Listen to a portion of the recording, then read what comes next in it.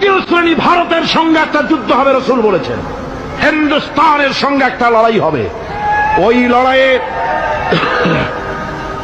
লড়াইয়ে যারা শহীদ হবে, রাসূলুল্লাহ বলেছেন কিয়ামতের দিন জাহান্নাম থেকে আল্লাহ মুক্ত করে দেবেন। সেই লড়াই ভারতের সাথে আমাদের হবে।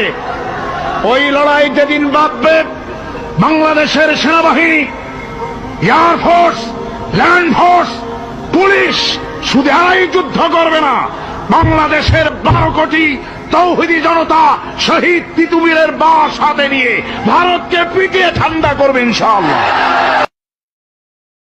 শ্রেণী ভারতের সঙ্গে একটা যুদ্ধ হবে, রাসূল বলেছেন। হিন্দুস্তানের সঙ্গে একটা লড়াই হবে। ওই লড়াইয়ে যারা শহীদ হবে, রাসূলুল্লাহ বলেছেন কিয়ামতের দিন জাহান্নাম থেকে আল্লাহ মুক্ত করে দেবেন। সেই লড়াই ভারতের সাথে আমাদের হবে।